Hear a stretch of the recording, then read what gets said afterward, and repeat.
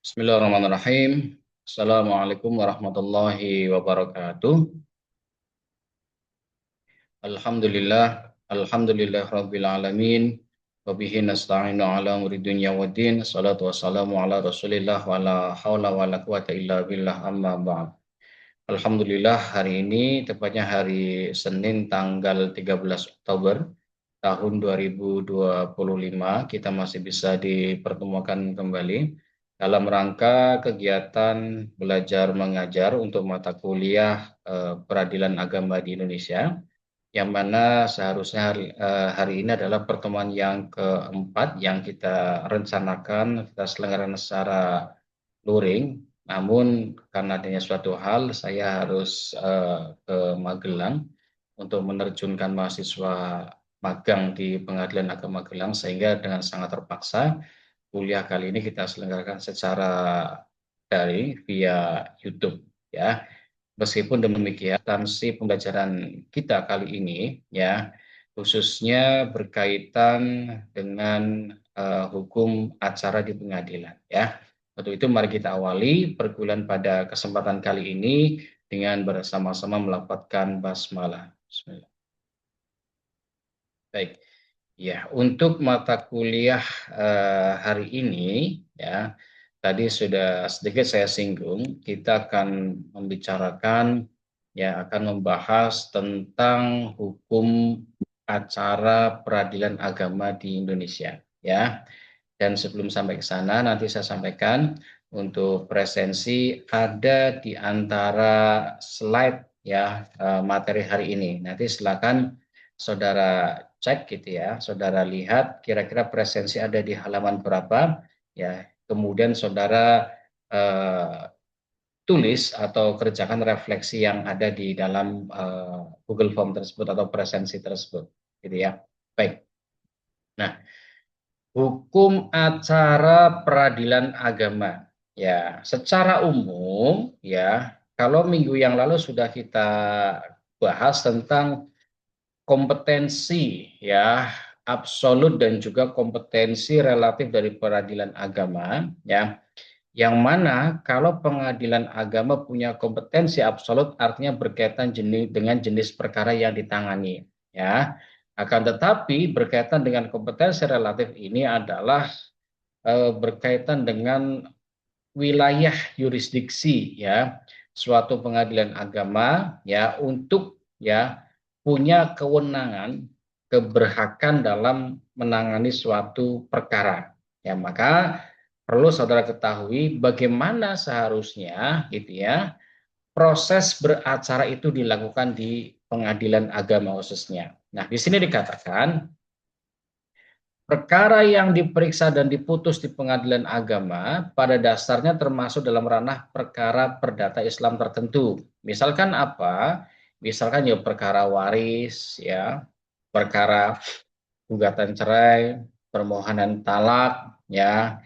Bahkan yang terbaru adalah sesuai dengan Undang-Undang Nomor 3 Tahun 2006, kewenangan penyelesaian sengketa ekonomi syariah.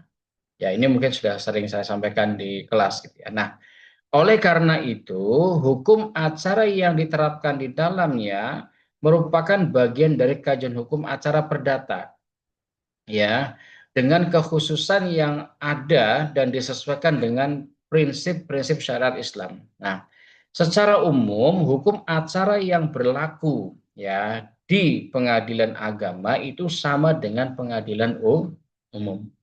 Ya, jadi secara acaranya ya mulai dari pendaftaran perkara sampai dengan eksekusinya, prinsipnya kurang lebih sama dengan peradilan umum. Nah, hanya saja kalau di pengadilan agama ini ada kekhasan tertentu, ya, yaitu prinsip-prinsip syariat Islam yang harus diimplementasikan dalam proses acara persidangan. Ya, seperti apa kita lihat ya. Nah, secara definisi, ya, dalam artian hukum acara itu artinya, ya, dapat dipahami sebagai seperangkat aturan, ya, seperangkat aturan yang mengatur mekanisme berperkara di hadapan pengadilan. Ya, jadi cara beracaranya, cara penyelenggaraan mulai dari pendaftaran perkara sampai dengan eksekusi putusannya ataupun pelaksanaan putusannya, maka itulah yang dikatakan sebagai seperangkat aturan, ya, seperangkat aturan, seperangkat cara, ya, nizam yang berfungsi untuk mengatur, ya, bagaimana kemudian beracara berperkara di pengadilan, ya, baik mengenai, ya, tata cara para pihak yang bersengketa atau berperkara maupun kewajiban pengadilan dalam menegakkan hukum perdata material. Artinya, tadi saya katakan berkali-kali, ya, mulai proses pendaftaran sampai dengan eksekusi putusan itu semua sudah ada aturannya. Ya, itu namanya acara, ya. Tata cara itu maksudnya begitu, ya, tata cara beracara di pengadilan. Nah, maka, ya, dalam definisi yang lain, ya, para ahli, ya, di situ ada Wiryono Projodikoro, kemudian ada Subekti dan juga ada Sudikno Mertokusumo, ya, yang pada prinsipnya adalah hukum acara perdata, ya, ini adalah sebagai aturan tata cara atau bahasa fikihnya adalah kaifiyah, ya, bagaimana melaksanakan suatu proses persidangan, ya, proses penyelesaian perkara mulai dari pendaftaran sampai dengan eksekusi atau pelaksanaan putusan. Nah, pada prinsipnya sama, kurang lebih para ahli juga berpendapat seperti itu. Nah, maka, ya, dari berbagai macam definisi yang ada disampaikan oleh para ahli, ya, tentunya tidak hanya 3 tapi banyak gitu, ya. Maka bisa dikatakan bahwa hukum acara perdata merupakan seperangkat ketentuan yang mengatur tata cara pengajuan tuntutan hak, ya, ya, entah itu dari gugatan cerai seorang istri terhadap suaminya maupun permohonan talak seorang suami terhadap istrinya atau proses-proses perkara yang lain, ya, yang dimulai dari proses pendaftaran, pemeriksaan perkara, sidang pertama, ya, replik duplik atau jawab jawab dan lain sebagainya sampai pada mekanisme pelaksanaan putusan tersebut. Nah, itulah yang dinamakan dengan hukum acara perdata, ya. Jadi prinsipnya sama, ya, dengan apa? Dengan pengadilan umum, ya. Cara beracaranya, ya, cara mendaftarkan perkaranya, ya, kemudian eh, apa, penanganannya bagaimana, karena ini menjadi suatu keharusan, ya, atau SOP-nya, ya, standar operasional prosedurnya dalam melaksanakan suatu persidangan, ya. Maka itulah yang dimaksud dengan hukum acara perdata, ya. Kemudian, ya, hukum acara yang diterapkan di peradilan agama itu sama prinsipnya dengan hukum acara yang berlaku di pengadilan umum, ya, kecuali ada tuntutan ataupun ketentuan yang diatur secara khusus untuk peradilan agama, ya.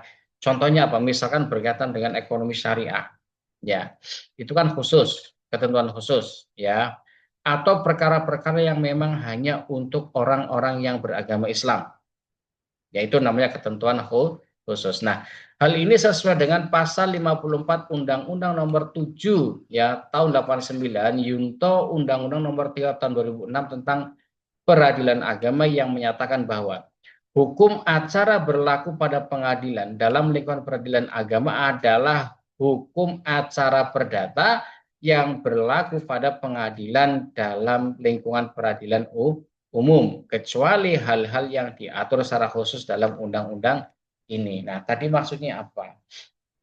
Maksudnya adalah khusus itu, ya, perkara-perkara khusus yang memang itu hanya ranahnya adalah ranah dari umat Islam, ya. Ya, misalkan perceraian, ya, gugatan cerai ataupun permohonan talak, ya, sengketa waris, sengketa ekonomi syariah gitu, ya. Ini kan juga bagian dari sesuatu yang sifatnya adalah khusus. Maka, ya, hukum acara yang berlaku di pengadilan agama pada prinsipnya sama dengan hukum acara yang berlaku di pengadilan umum atau pengadilan negeri ya. Jadi tidak ada perbedaan, hanya untuk jenis tertentu ya, perkara tertentu yang menjadikan pembeda antara pengadilan umum dengan pengadilan agama. Nah, hukum acara peradilan agama ini merupakan peraturan yang mengatur ya tata cara bertindak ya, kemudian mekanisme pengadilan dalam melaksanakan ya hukum perdata material, hukum perdata Islam secara material. Maka ya hukum acara ini erat kaitannya dengan hukum acara perdata karena menggunakan sumber yang sama, yaitu Undang-Undang Nomor 7 Tahun 89 Yunto Undang-Undang Nomor 3 ya tahun 2006 dan Undang-Undang Nomor 50 tahun 2009. Jadi kaedahnya ya, mekanismenya, tata caranya sama karena sumber hukumnya sama. Ya, jadi tidak ada perbedaan yang signifikan ya. Baik, berikutnya ya. Sumber hukum acara peradilan agama. Ya, tadi saya katakan ya, sumber hukumnya sama hanya untuk perkara khusus atau perkara tertentu. Nah, dalam hal ini ya, sumber hukumnya sama sesuai dengan ketentuan hukum acara pada peradilan umum ya. Sumber hukum peradilan agama yang pertama berkaitan dengan hukum acaranya adalah Undang-Undang Nomor 1 Tahun 74 tentang perkawinan. Ya, yang kemudian ya ditambahkan dengan Undang-Undang Nomor 4 Tahun 2004 tentang kekuasaan kehakiman. Ya, kemudian ada Undang-Undang Nomor 14 Tahun 85 tentang Mahkamah Agung. Ingat ya, kalau pengadilan agama tingkat pertama itu ya tentu berbeda dengan pengadilan agama tinggi ya. Kemudian ada yang namanya Mahkamah Agung ya. Pengadilan agama tingkat pertama menyelesaikan ya perkara di tingkat pertama. Jika ada putusan yang dirasa ya belum sesuai, maka para pihak bisa mengajukan banding pada pengadilan tinggi agama ya. Bisa kemudian berlanjut ke Mahkamah Agung ya. Kalau Mahkamah Agung apakah memeriksa perkaranya ya, belum tentu. Nah, Mahkamah Agung ini kewenangannya adalah melihat ya meninjau bagaimana proses ya beracaranya, apakah sudah sesuai dengan ketentuan perundang-undangan yang berlaku atau tidak. Dan tentunya ini bisa berimplikasi pada ya produk hukum berikutnya ya, apakah putusannya dianggap sudah sesuai dengan ketentuan yang berlaku atau justru misalkan putusannya tidak sesuai dengan peraturan perundang-undangan yang ada ya, maka itu ranahnya adalah Mahkamah Agung gitu ya. Kemudian ya masih berkaitan dengan sumber hukum ya, sumber hukum acara peradilan agama. Yang pertama di situ ada HIR. Ya, ini sudah saya singgung di pertemuan kedua atau iya kedua dan ke satu ya. Kalau HIR ini kan ya kalau sekarang istilahnya KUHA perdatanya lah ya, yang berlaku untuk wilayah Jawa dan Madura.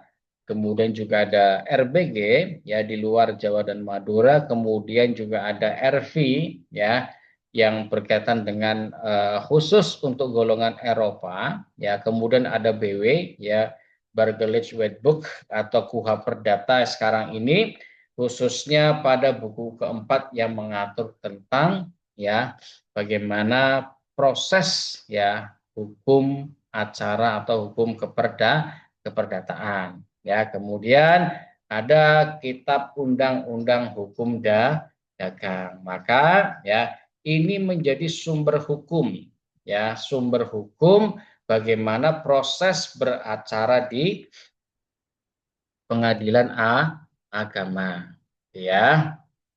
Baik, sampai sini cukup jelas ya. Kemudian Peraturan perundang-undangan yang berlaku khusus di sini, ya, ini ada Undang-Undang Nomor 7 Tahun 89 tentang Peradilan Agama. Nanti silakan saudara download ya, dipelajari di situ.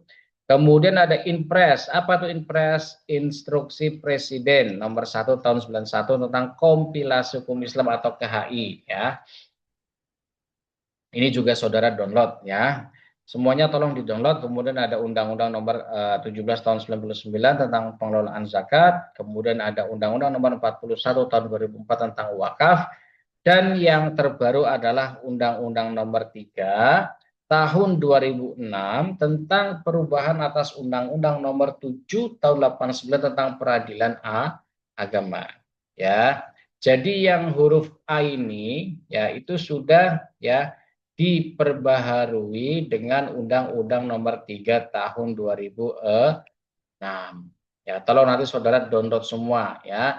Saudara download kemudian dipelajari ya berkaitan dengan undang-undang yang menjadi ya ataupun Inpres ya yang menjadi sumber hukum tentang ya tata cara beracara di pengadilan agama ya.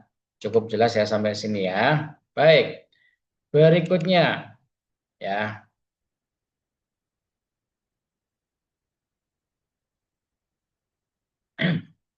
Sumber-sumber lain yang berkaitan dengan proses acara di peradilan agama ada Perma, Peraturan Mahkamah Agung, kemudian ada SEMA, Surat Edaran Mahkamah Agung, kemudian ada jurisprudensi. Apa itu jurisprudensi? Jurisprudensi itu putusan hakim terdahulu ya yang bisa dijadikan sebagai sumber hukum dalam menetapkan suatu atau memutuskan suatu perkara di masa mendatang ya.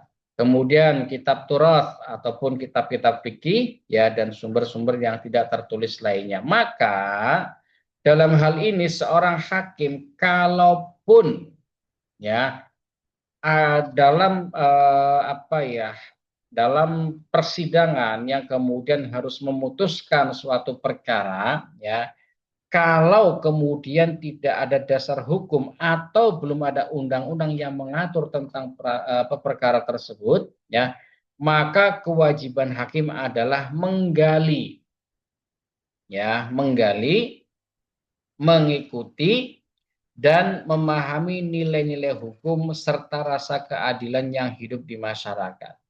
Menggali mungkin bisa, mengikuti mungkin iya, tapi memahami nilai-nilai hukum ya, terutama masalah keadilan yang hidup di masyarakat itu tidak mudah. Maka hakim harus mampu membaca situasi ya perkembangan di tengah masyarakat. Akan tetapi hukum tidak boleh diintervensi oleh siapapun. Ya, kalau menurut Undang-Undang Nomor 4 Tahun 2004 Pasal 28 Ayat 1, sifat hakim adalah wajib menemukan hukum baru. Ya, walaupun tidak ada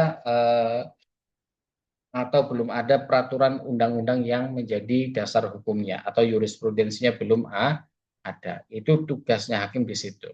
Sekali lagi, kalau menggali mungkin bisa, mengikuti mungkin bisa, tapi memahami nilai-nilai hukum, nilai-nilai keadilan yang berkembang di masyarakat mungkin butuh effort yang lebih besar, ya, butuh pemikiran, butuh kebijaksanaan, ya, atau ya butuh kesahajaan seorang hakim dalam memutuskan perkara, ya, apalagi menyangkut ya hajat hidup orang banyak, maka tidak sembarangan dalam memutuskan suatu perkara ya. Cukup jelas ya. Baik, berikutnya ya, ini berkaitan dengan kompetensi ya relatif pengadilan agama ya. Coba yaitu berkaitan dengan tempat mengajukan gugatan dan juga permohonan. Ingat, kalau gugatan itu siapa? Gugatan adalah pihak istri kepada suami yang akan digugat cerai. Kalau permohonan adalah permohonan talak untuk menjatuhkan talak seorang suami terhadap istri. Nah, Di mana bagaimana cara mendaftarkannya? Ya, yang pertama berkaitan dengan gugatan. Didaftarkan ke pengadilan agama yang daerah hukumnya meliputi tempat tinggal tergugat. Misalkan ya, ada seorang istri, dia dari wilayah A, kemudian mau menggugat cerai suaminya, suaminya berada di wilayah C. Maka sesuai dengan kewenangan relatif dari pengadilan agama, perkara tersebut didaftarkan di pengadilan agama tergugat atau di pengadilan agama wilayah C. Jelas ya? Nah, dalam perkara tertentu, gugatan dapat diajukan di tempat tinggal penggugat. Bisa juga di tempat istri.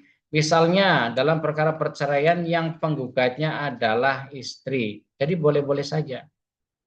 Ya, jadi situasional ya. Artinya memang nanti dilihat konteksnya dulu. Ya, persoalannya seperti apa? Apakah tergugat gaib, tidak diketahui keberadaannya atau bagaimana? Ya, nanti kita bahas. Nah, yang kedua berkaitan dengan permohonan.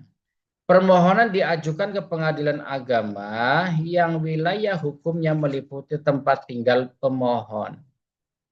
Ya, jadi kalau ada seorang suami mau menjatuhkan talak ya dia apa ke pengadilan agama tempat si suami itu berada. Ya. Permohonan biasanya terkait dengan perkara volunter atau tidak ada sengketa. Ya, seperti penetapan nikah, isbatun nikah, penetapan ahli waris dan juga izin poligami karena nggak ada sengketa, yaitu permohonan. Nah, cuma ya perlu saudara perhatikan ketika misalkan saudara menjadi seorang advokat, seorang pengacara, ketika akan mendaftarkan gugatan apa ya, gugatan atau permohonan. Ya, di dalam suratnya itu ya ada kode tertentu yang harus diperhatikan. Sebentar saya stop dulu ya, nanti saya lanjutkan. Sekarang sedang ada.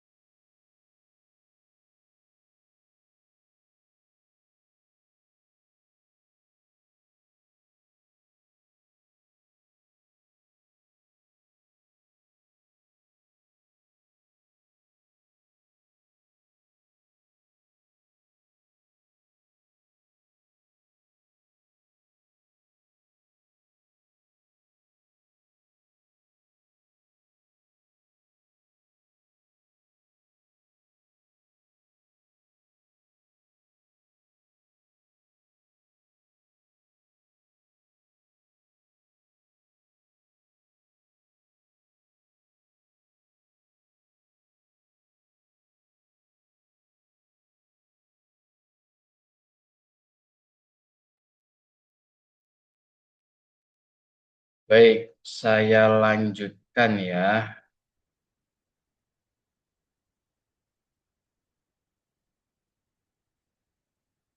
Ya, berkaitan dengan proses pendaftaran perkara, ya, ini perlu saudara pahami, ya. Kalau jenis perkaranya adalah gugatan, maka surat gugatan itu diberikan kode PDT. PDT itu perdata. Titik G, gugatan. Ya, sementara kalau permohonan, ya kodenya adalah PDT perdata titik P, permohonan. Contoh misalkan, ya, PDT titik G gugatan slash ya sekian nomor 20 ya garing slash dan seterusnya. Ya, ini untuk jenis gugatan. Kalau permohonan ya sama di sini tinggal diganti P-nya saja. Gitu ya. Ini berkaitan dengan apa dengan jenis ataupun mekanisme penulisan surat gugatan. Gitu ya. Nah, baik. Nah, berikutnya ya formulasi isi gugatan permohonan. Nah, ketika saudara menjadi seorang ya kuasa hukum ataupun seorang advokat, ya ketika ingin mengajukan gugatan ya atas nama apa pemberi kuasa hukum yaitu klien ya menurut pasal 118 HR ya gugatan wajib diajukan secara tertulis oleh penggugat atau kuasanya, ya. Dan jika penggugat buta huruf, ia tetap bisa mengajukan gugatan secara lisan, ya. Surat gugatan ya sendiri harus memuat 3 unsur utama. Yang pertama, ya, identitas para pihak, ya, atau ya disebut dengan istilah persona standi in judicio, ya, meliputi nama lengkap, ya, gelar kalau ada, alias atau panggilannya siapa, ya, bin atau binti, bin itu kalau laki-laki, binti kalau perempuan, umur, agama, pekerjaan, tempat tinggal dan seterusnya, ya, serta kedudukan para pihak sebagai penggugat maupun tergugat. Jadi penggugat maupun tergugat itu harus jelas identitasnya, ya. Kalau kemudian tidak jelas, jangan sampai nanti kemudian perkara bisa dibatalkan karena para pihak tidak jelas. Ya. Berikutnya yang kedua, posita. Ya, alasan kenapa saudara menggugat. Ya, jadi harus dijelaskan secara runtut. Ya, termasuk fakta-fakta hukum atau hubungan hukum yang melatar belakangi timbulnya gugatan. Kenapa si istri itu menggugat cerai suaminya? Nah, cerita di situ. Ya, secara tertulis. Kalau nggak bisa nulis ya lisan nggak apa-apa. Nanti akan ada yang ada juru juru tulisnya, ya juru ketiknya. Nah, posita harus disampaikan secara jelas, ringkas, kronologis, ya tepat dan terarah, ya. Jika tidak maka bisa berakibat fatal dan gugatan bisa dinyatakan tidak dapat diterima atau mungkin mengarang-arang saja. Ya maka ya yang namanya posita atau dasar gugatan, alasan-alasan atau dalil kenapa saudara menggugat itu harus dijelaskan secara detail, ya secara jelas, ya dan runtut, ya disertai dengan bukti-bukti atau fakta hukum yang ada. Kemudian yang ketiga, dari gugatan tersebut petitumnya apa? Apa petitum itu? Tuntutan, ya. Tuntutannya juga harus jelas. Misalkan putusan pokoknya adalah ya dikabulkan semua gugatan ini perceraian. Misalkan kemudian nanti sampai mengarah pada istilah hak asuh anak, hak nafkah anak, kemudian pembagian dengan harta bersama bagaimana. Ingat ya, dalam Islam itu tidak ada istilah harta gonogini.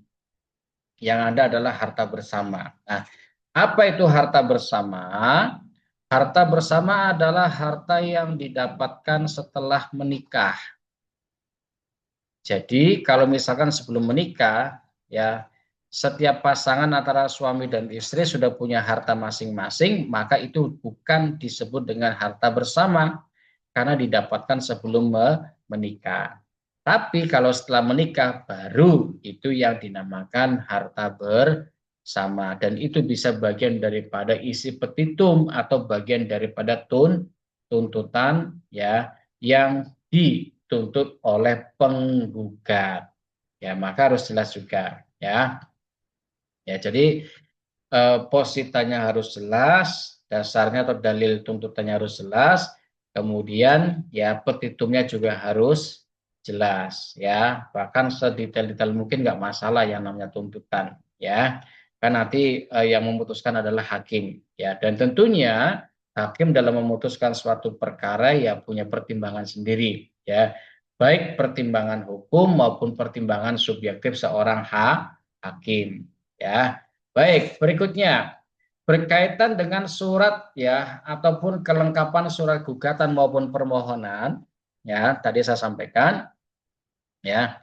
Yang pertama ini berkaitan dengan eh, apa ya surat ya gugatan maupun permohonan ya yang tertulis diajukan oleh penggugat atau pemohon ya atau kuasa hukumnya. Kemudian fotokopi identitas diri baik penggugat ya ataupun tergugat. Tapi biasanya adalah penggugat ya.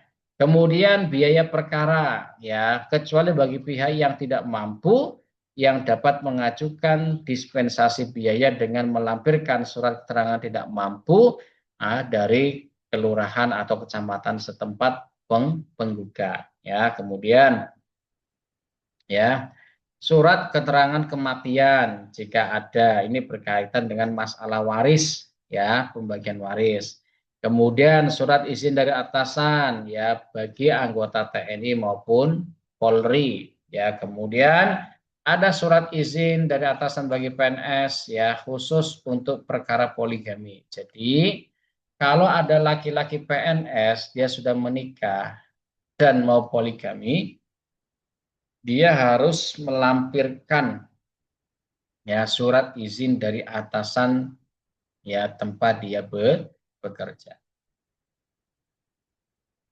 Maka memang tidak mudah ya, walaupun konteksnya dalam agama diperbolehkan, tetapi secara administratif ya ini tidak mudah. Ada pertimbangan-pertimbangan tertentu ya untuk memberikan izin atau menolak izin dari pemohon ataupun penggugat ya.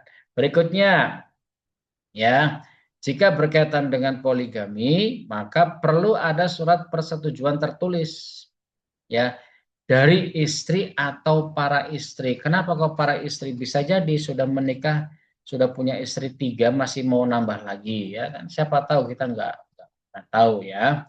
Kemudian surat keterangan penghasilan, ya ini penting terutama untuk poligami, permohonan poligami. Kemudian salinan atau fotokopi akta nikah ya untuk perkara gugat cerai, permohonan cerai ataupun talak ya. Kemudian juga berkaitan dengan gugatan nafkah istri. Yang berikutnya salinan fotokopi akta cerai. Ini kalau sudah diputus ya. Kemudian surat keterangan cerai dari kelurahan. Maka tembusannya sampai kelurahan. Ya, jadi surat putus ya, surat diputus cerai atau dikabulkan permohonan gugatannya itu dari pengadilan ya akan mengirimkan sampai tingkat kelurahan. Tujuannya apa? Ya, untuk membuktikan bahwasanya yang bersangkutan memang telah bercerai secara resmi ya, secara administratif, secara undang. Maka ketika suatu saat kalau dia mau melakukan misalkan mau menikah lagi ya maka harus jujur ya nikahnya apa begitu ya, itu yang perlu dipahami.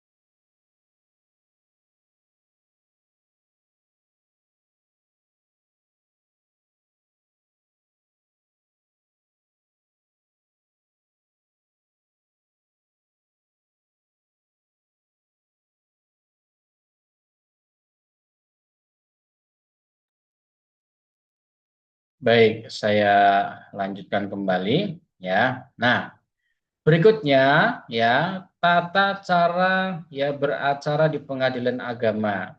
Ya, jadi kalau saudara misalkan tadi sekali lagi sebagai seorang advokat ya, naudzubillah kalau menjadi seorang pelaku gugatan cerai atau permohonan talak, naudzubillah ya, jangan sampai. Nah, tapi ya Allah alam gitu ya. Jadi ini simulasinya adalah saudara sebagai kuasa hukum atau sebagai pengacara, sebagai advokat dari seorang pemberi kuasa, entah itu berkaitan dengan gugatan cerai ataupun misalkan permohonan talak atau permohonan poligami ataupun perkara waris dan lain sebagainya ya.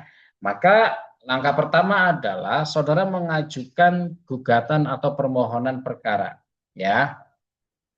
Bisa datang langsung atau bersama pengacara ataupun kuasa hukumnya ya.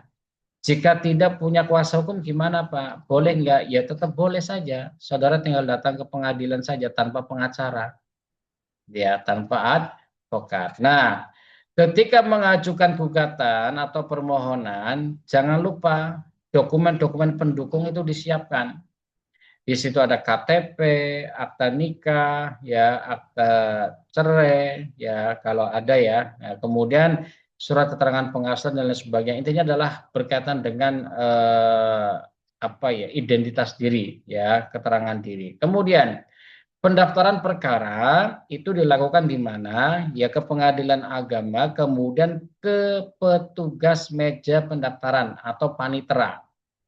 Datang ke panitera, kemudian tadi membawa berkas-berkas yang sudah disiapkan, ya.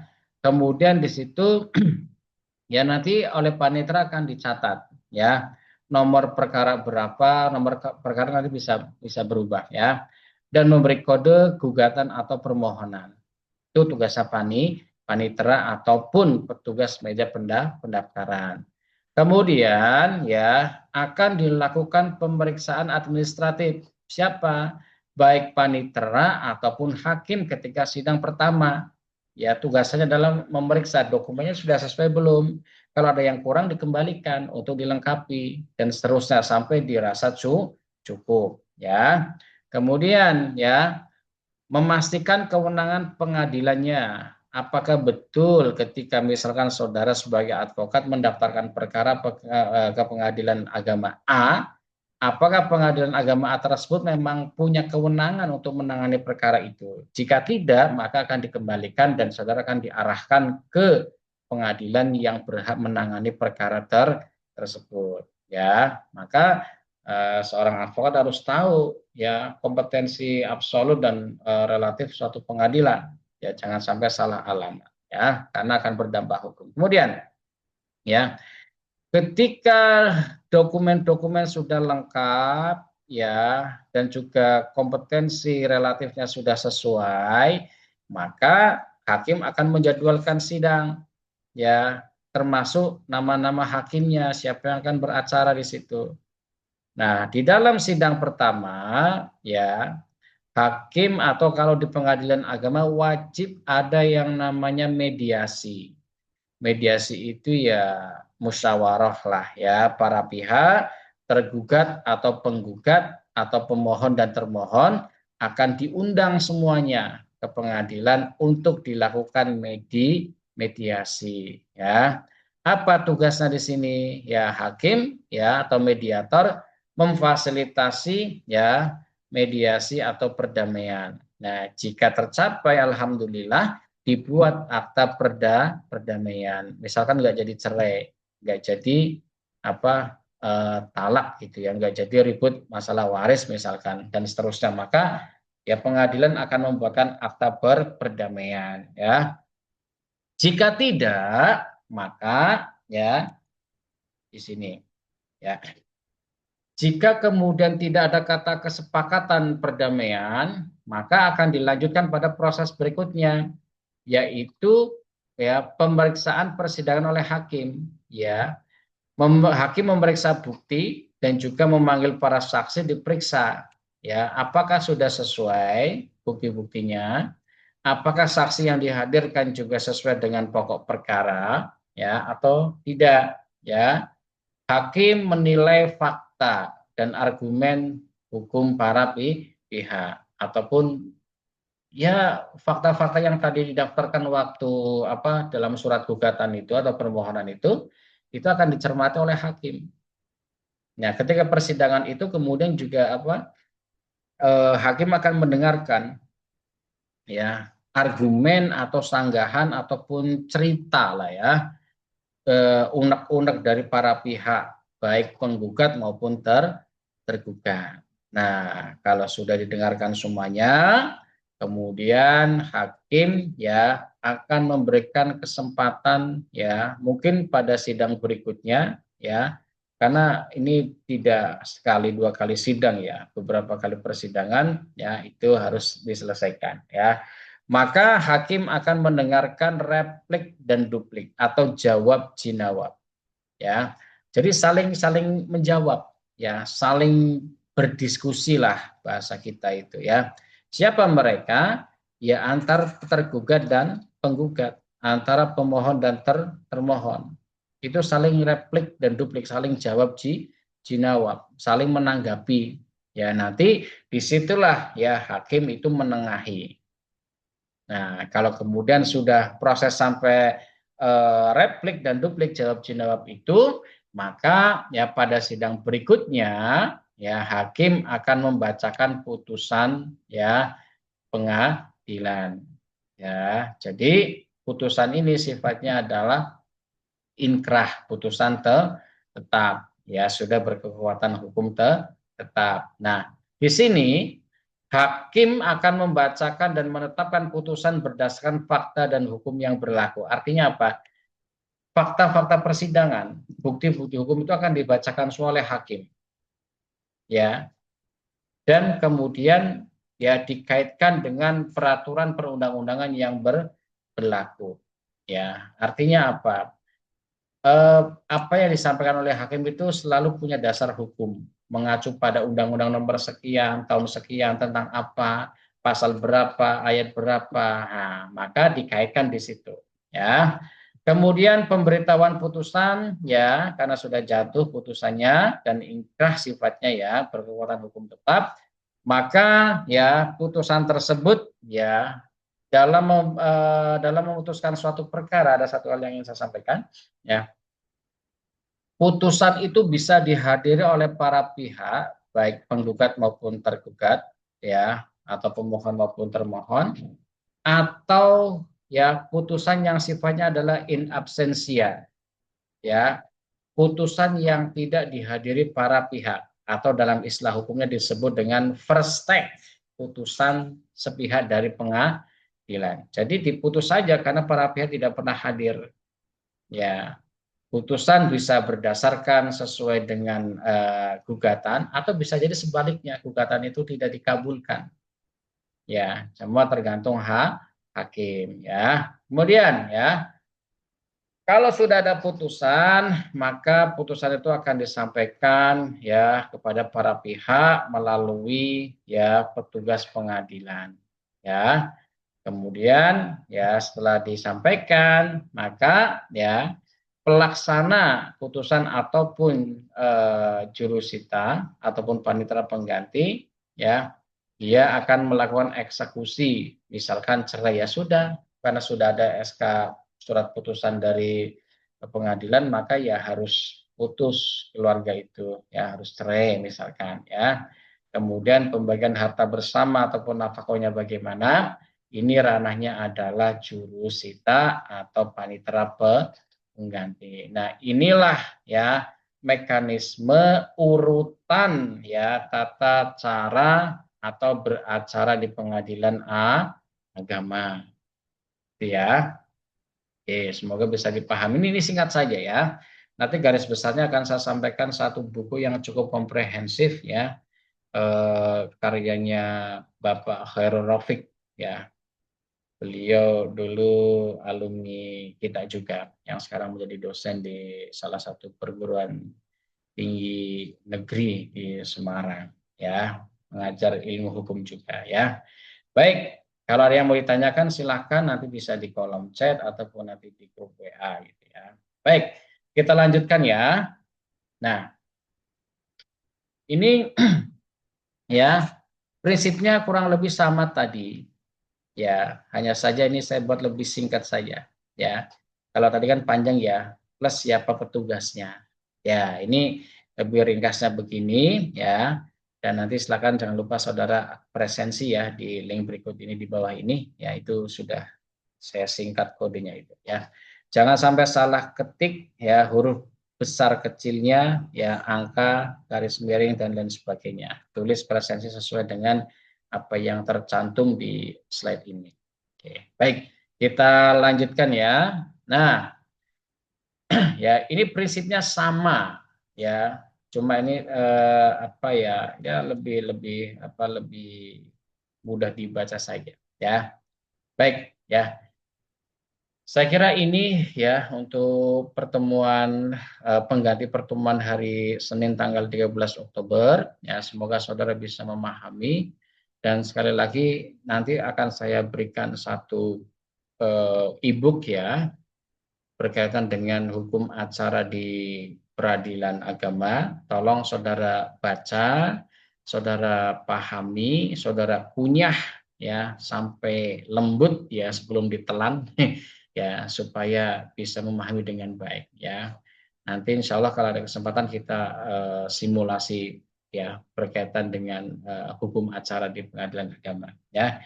Baik, saya kira ini ya sekali lagi terima kasih dan tentunya juga saya mohon maaf ya karena ada tugas dari fakultas juga tadi ya tidak bisa bersama secara luring, maka kita cukupkan dengan bersama-sama melafadzkan hamdalah. Alhamdulillahirabbil alamin. Terima kasih semuanya dan sebelum saya tutup presensi dan refleksi materi hari ini ya paling lambat saya tunggu besok hari Selasa pukul ya Selasa tanggal 14 Oktober tahun 2025 pukul 12 ya 00 atau 12 yang tepat ya. Bagi yang terlambat maka tidak dianggap masuk kuliah untuk pertemuan hari Senin tanggal 13 Oktober 2024. Terima kasih sekali lagi dan sukses untuk semuanya. Assalamualaikum warahmatullahi wabarakatuh.